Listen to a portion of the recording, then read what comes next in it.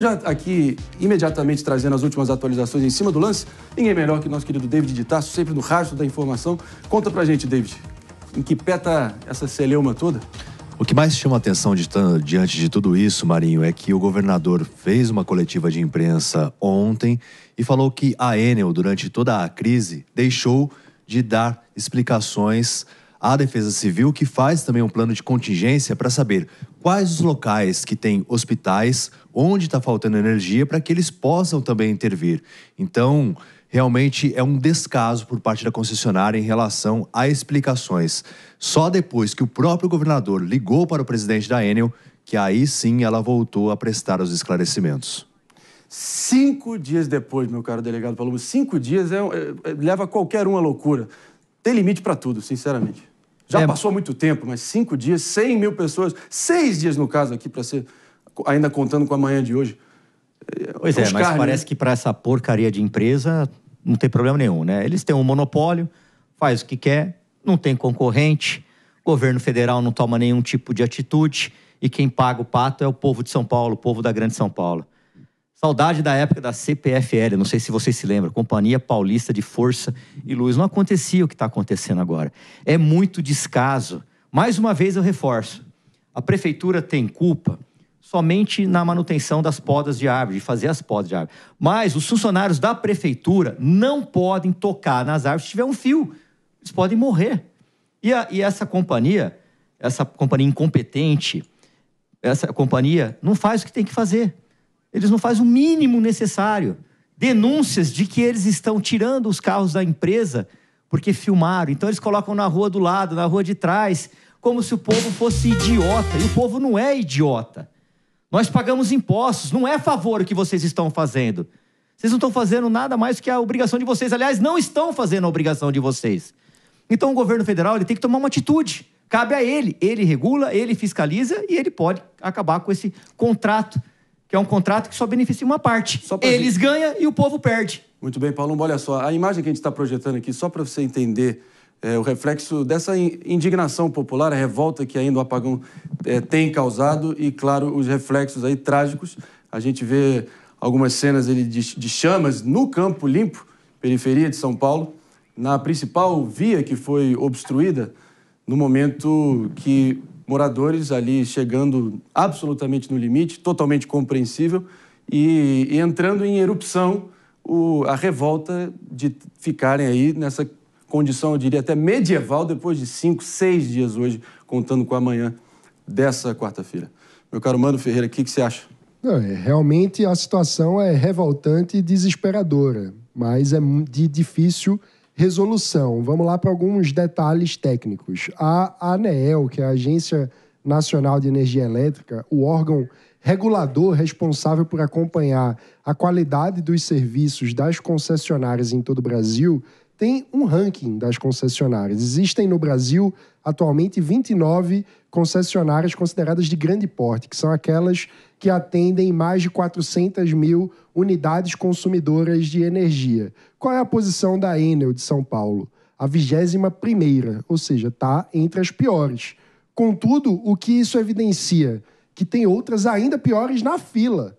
Então, como você justifica, do ponto de vista técnico, uma eventual rompimento do contrato da Enel sem romper os contratos das concessionárias que, segundo a própria agência reguladora, prestam um serviço ainda pior? Em outras palavras, essa situação faz com que, ao acontecer em São Paulo, maior cidade do país, mais rica, que tem mais cobertura, que chama mais atenção de todos, a gente joga a luz para uma ineficiência do setor elétrico que não é exclusiva de São Paulo e que precisa nos levar a cobrar mais qualidade e atuação enérgica da agência reguladora, que fica sempre fugindo da própria responsabilidade. Lembrando que dos 5 diretores que deveriam estar atuando, 4 foram indicados pelo governo passado e tem uma vaga aberta desde maio que o governo sequer consegue fazer uma indicação.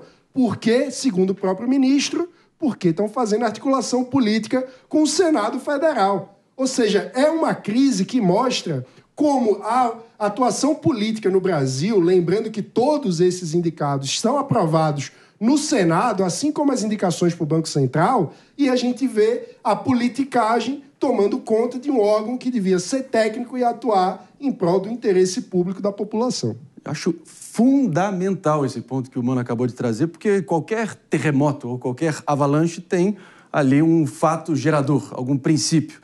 E a gente vendo essa lacuna, refém, claro, dessa politicagem barata nas nomeações e também ter gente minimamente competente e investida nesse trabalho fundamental das agências reguladoras, acabou gerando esse apagão, esse blackout com consequências trágicas que vem se alastrando tantos dias depois.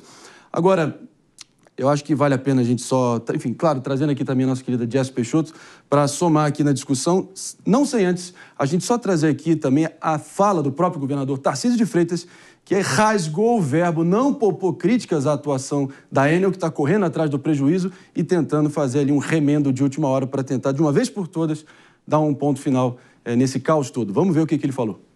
O nível de despreparo da empresa foi tamanho que o próprio Estado teve que providenciar grupos geradores para as unidades da Sabesp para que a gente não tivesse um problema ainda maior no que diz respeito ao abastecimento de água. Com o evento, a empresa não sabia quais eram os hospitais que estavam sem energia e o Estado forneceu diesel, por exemplo, por meio da Polícia Militar para que a gente não tivesse interrupção de energia em hospitais que tinham grande quantidade de pacientes, por exemplo, em UTI.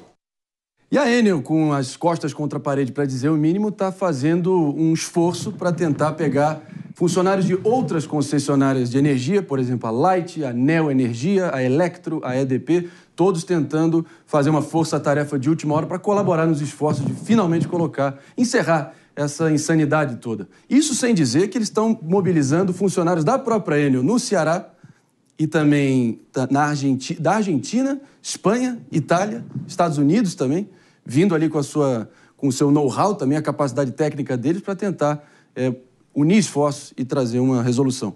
Jess, o que você está achando? Então, a coletiva do governador, e vale mencionar, haviam 16 prefeitos lá presentes, de variadas regiões de São Paulo, que também estavam criticando a Enel. Então, quando a gente está falando sobre isso, não é só a cidade de São Paulo. O serviço de péssima qualidade, o descaso com os consumidores, também está em outras cidades aqui do estado de São Paulo. E aí, esses 16 prefeitos, conjuntamente também estava presente o ministro do Tribunal de Contas, o Nardes, eles fizeram uma solicitação e apresentaram uma carta solicitando ou a intervenção na Enel, ou a lógica também da caducidade que a gente falou, que é essa quebra de contrato. O que foi marcante para mim ali no governador Tarcísio? Sim. A questão de que ele mesmo falou sobre a ausência de investimentos e sobre o fato de que eles não estão querendo gastar. Por isso, eles não estão resolvendo rápido. Então, isso vindo de um governador do estado que foi afetado por essa calamidade e que essa empresa não está endereçando. Então, aqui nós vemos que uma postura mais dura está sendo tomada. Sim. E que, de fato, as cobranças estão altas, o que é muito positivo, mas ainda não resolveu o problema. Só fazer uma breve correção aqui, a gente está falando de funcionários da Enel no Chile, na Argentina, na Espanha e na Itália. Eu mencionei Estados Unidos, aqui feita a devida correção. Funcionários da própria Enel no Rio de Janeiro, na unidade fluminense da Enel e também no Ceará, vindo a São Paulo desde segunda-feira também, juntando aí nesses esforços para tentar resolver de uma vez por todas. E no meio dessa fala toda do Tarcísio, ele ainda foi enfático e foi além ao dizer que o contrato da Enel no Rio de Janeiro e no Ceará também deveriam ser e eles fazem menos de 1% dos pedidos de podas de árvore que a prefeitura pede para o auxílio, porque é obrigada a pedir, eles fazem menos de 1%. Então, quer dizer, estão falhando em todos os sentidos. E sabe o que é preocupante? Ontem eu estive lá no Palácio, inclusive durante essa coletiva de imprensa também. Não acompanhei a coletiva efetivamente, mas o que chama a atenção é que uma nova previsão de ventos fortes para esse fim de semana. Já existe essa previsibilidade. Então, eu fico imaginando o temor de todos os paulistas e pessoas que moram na região metropolitana diante dessa nova previsão e como vai ser a ação da empresa. E a grande pergunta é, será que até lá, aquelas pessoas que ainda continuam sem energia até hoje, sendo que o evento foi na sexta, o evento adverso, e hoje a gente já está na quarta-feira, vão continuar sem energia? E se novas unidades também vão sofrer as consequências dos ventos? Eu acho que ninguém melhor para somar aqui na discussão, para a gente ter o retrato mais fiel possível da situação, conforme essa expectativa de ventanias que podem também ser devastadoras e cobrar um preço imenso na sequência aí, já que o fim de semana vai se aproximando, que a Bia Manfredini, nossa repórter que está aqui ao vivaço com a gente agora aqui no Morning Show, e vai trazer mais informações de como o apagão ainda segue afetando e muito a cidade, principalmente esses 100 mil imóveis, que é a estimativa de momento. A gente só pode imaginar as vidas humanas e todo o dilema que eles estão tendo que lidar há tanto tempo. Muito bom dia, minha querida Bia. Conta pra gente, onde é que você está nesse exato momento? Estou vendo que tem uma árvore colossal aí ainda despencada, fiação completamente embolada aí nesses destroços. Dá um panorama aí pra gente, por favor. Oi, Marinho. Bom dia para você também, para todo mundo que nos acompanha e vocês aí no estúdio. Eu tô no Jardim Marajoara, zona sul de São Paulo, local que completa agora 111 horas sem energia elétrica. Eles estão entrando no 5º dia sem luz, na escuridão. E como você bem disse, o cenário aqui ainda parece que a chuva acabou de acontecer, porque a gente ainda tem árvore aqui, ainda tem fio no meio dessas árvores, né, entrelaçados. Então nós temos uma situação aqui na rua Doutor Paulo Aires Neto, que é justamente de uma quantidade grande aí de galhos, de uma árvore de grande porte, que caiu aqui bem na esquina e ela caiu em cima dos fios. Então a árvore ainda está toda colocada sobre a fiação, que chega a encostar no chão. E o pessoal aqui, portanto, está há 111 horas sem energia elétrica. Inclusive, nessa imagem da árvore, a gente não consegue mostrar para vocês, mas quando a gente acompanha a rua ali no final e vira à direita, nós temos um batalhão, o 22º Batalhão de Polícia Militar, que também está entrando no 5º dia sem luz. Eles também não estão conseguindo trabalhar direito por lá. O que os moradores aqui me contaram é que foram eles mesmos, um jardineiro aqui de um vizinho, que colocou os galhos aqui no canto para que carros como esse que passa agora possam transitar e mesmo as pessoas de alguma forma. Então foram eles que colocaram os galhos para lá. Eles disseram que já receberam algumas visitas da prefeitura, mas que são inúmeros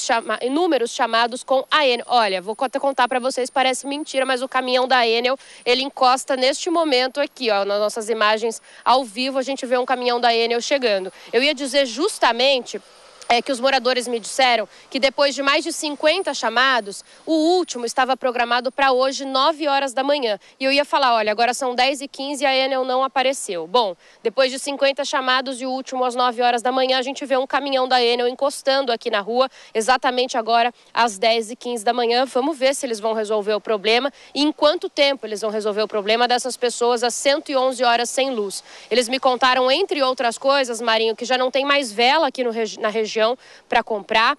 Alguns estão usando luz de LED, carregando em estabelecimentos comerciais, no trabalho e trazendo de volta. Ficam no carro para carregar o celular e, claro, a geladeira já era. Todo mundo perdeu os alimentos que tinham. Então, de acordo com a Enel, são 100 mil clientes ainda sem luz na capital e na região metropolitana, mas eles dizem que desses 100 mil, só 7.600 se referem a ocorrências registradas na sexta e no sábado, depois do evento climático. Bom, a gente vai seguir aqui agora acompanhando para ver se essa luz volta ou não volta. 111 horas depois, dá para ver que tem bastante trabalho aqui pela frente, né, Marinho? Porque eles vão mexer na energia elétrica, mas precisa retirar todas essas árvores, todos esses galhos acumulados, para ir fazer a ligação de novo, para trocar todos esses fios. Não me parece um trabalho muito rápido, não. Definitivamente vai ser uma dificuldade imensa para tentar desatar esse nó, com o perdão do trocadilho. Mas acho que a bancada aqui vai reforçar o meu coro aqui. Primeiro, em exaltar a equipe de reportagem da Jovem Pan, sempre em cima do lance, no lugar certo, na hora certa, para mostrar exatamente a extensão do dano. Se a gente está vendo essa imagem aí, a gente pode ter certeza que são diversas imagens muito semelhantes aí, cidade afora. Isso é uma realidade inescapável que a gente tem que lidar frontalmente. E também, vendo o pessoal da Enel chegar ali, eu acho que seria uma covardia até nossa tentar. E aí eu faço até um apelo aqui para todos os cidadãos paulistanos que estão revoltados com toda a razão, de também não tentar menosprezar os funcionários da Enel que estão pilotando o caminhão e estão ali subindo nessas cabeações de alta voltagem para tentar restabelecer a normalidade o quanto antes. O problema estão nos gestores, estão no topo, aí sim que os nossos dedos indignados têm que estar apontados e não para o pessoal que está na ponta da linha tentando trazer a solução. Não é isso, Paulo? Exatamente isso. E tem alguns locais que eles só vão com escolta. Eles são extremamente hostilizados, só que eles não têm culpa. Exatamente. São 3 funcionários ali, pelo que eu contei. Será que é o suficiente para dar conta de todo esse serviço? Cadê a força-tarefa? Tinha que ter uns 10, 15 lá para resolver isso logo. Afinal de contas, 5 dias sem energia é um transtorno terrível. E esses funcionários, como bem disse o Marinho, eles não têm culpa de absolutamente nada. Eles são trabalhadores, são pagos mensalmente, não têm decisão nenhuma, eles não decidem absolutamente nada, não são gestores. Então, por favor, não hostilizem esses funcionários. É um trabalho de risco, né?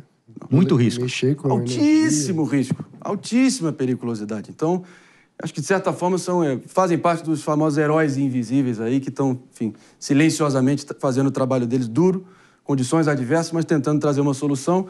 E agora devem ter alguns companheiros até falando em italiano e castelhano, ajudando eles a recuperar. Mas tem outro lado também, que acabei de receber outra denúncia aqui, ó. Vamos lá. Que alguns, né, estão cobrando R$600 para religar. Então, se você tiver alguma denúncia dessa aqui, procure a polícia ou procure nosso escritório político, pode procurar. Porque aí já parte para outro lado, que chama-se corrupção, crime. Eles não têm que pedir absolutamente nada. Acabei de receber essa informação. Mas vale mencionar, até mesmo nesse caso aí, que muitos dos funcionários se colocam em risco e que no sábado um funcionário veio a óbito, Ezequiel, um funcionário da Enel, que foi vítima ali de um galho que caiu. Então, realmente, esses casos, muitas vezes, que o Palumbo até trouxe, de denúncias, levam à polícia. Mas vale lembrar que são pessoas que estão trabalhando, muitas vezes não ganham bem e que estão ali dando tudo de si para suprir uma demanda altíssima que a companhia errou em não seguir o plano de contingência e ter mais técnicos aqui. Eu chequei essa informação também, até dos registros policiais. Até ontem, pelo menos, não tinha nenhum tipo de denúncia na polícia. Mas claro que a gente segue acompanhando também para saber se de fato tem rolado isso, né? Esse pedido de propina aí por parte dos funcionários da concessionária. Já está até em alguns veículos de imprensa isso, essa denúncia. Ainda bem. Já sem caráter, infelizmente, mas na polícia não tem todas as atividades. Porque as pessoas ficam com medo de denunciar. Ela quer resolver o problema. Você está há 5 dias sem luz. Eles se juntam lá em 10 moradores, dá cada um R$60 aqui, vamos resolver logo isso. E não querem. Porque para ter a corrupção tem que ter os dois lados. Tem o corruptor e tem a pessoa que se corrompe. E no meio, alguns traços aí históricos do nosso povo, mas lamentavelmente. Não, isso aí já está na mídia já, hein? Acabei de receber aqui. Ainda bem, jornalismo aí fazendo o devido trabalho, jogando luz onde é mais necessário para revelar essas maracutaias todas e tirar o nosso povo da reta da corrupção, que sempre acaba sobrando para a gente em algum grau. Reflete também um pouco, vamos ser sinceros aqui, da nossa cultura da gambiarra, da coxa de retalhos, do improviso de última hora. Mas, enfim, a gente só quer soluções o quanto antes, é o que a gente faz, esse apelo aqui urgente para todas as autoridades. Minha diretora, Helena, a gente tem aquelas imagens também do satélite. A gente sabe que o principal impacto, o primeiro strike das tempestades, principalmente, claro, aqui em São Paulo, região metropolitana de São Paulo, Cotia, Taboão da Serra, principalmente. A gente vai estar trazendo aqui umas imagens de satélite para mostrar os pontos de iluminação principais na cidade de São Paulo, pré-apagão e pós-apagão, para vocês terem dimensão da loucura que foi. Vamos trazendo aqui. Temos aqui a imagem, então, minha diretora Helena, podemos projetar? Vamos lá. Daqui a pouquinho a gente vai estar trazendo. Temos Pronto, vamos lá, então. A gente tem aqui a imagem que a gente vai estar lançando agora da situação antes do apagão acontecer. Até aí, tudo bem, tudo normal. Parece uma imagem genérica de uma cidade e o monitoramento ali dos principais pontos de densidade populacional e o movimento urbano. Agora, podemos já projetar na sequência para vocês verem o nível do strike que foi? Vamos lá, minha diretora, pode soltar aí? Olha só, parece que houve uma névoa, totalmente nublado e deixando, assim, os pontos completamente foscos e vendo que a intensidade ali dos pontos de movimento foram completamente apagados e é uma cidade refém dessa escuridão, principalmente nessa região. Trazendo aqui adiante também para vocês repercutirem aqui. Inacreditável. Essa imagem aqui para mim... Parece a clássica imagem que faz o contraste entre a Coreia do Sul e a Coreia do Norte. Eu não ia falar nada não, mas já que você falou, exatamente. Engraçado que existe tanta tecnologia, eles têm mecanismos para identificar essas tempestades, conforme a gente está na quarta-feira, já tem a previsão de que isso aconteça no fim de semana. Então, o plano de contingência ele precisa ser feito o mais rápido possível, coisa que a empresa não fez. Aí depois, na segunda-feira, houve a coletiva com o ministro, que também falou que ia reforçar, mas desde então, sexta-feira, que foi o apagão, veio se pronunciar na segunda-feira. E agora a gente vê ainda pessoas sem eletricidade, sem energia elétrica na cidade de São Paulo e região metropolitana. Então, é isso que chama mais a atenção da gente, de os mecanismos que a gente tem hoje capazes de identificar tempestades, ventos fortes e a ineficiência da empresa.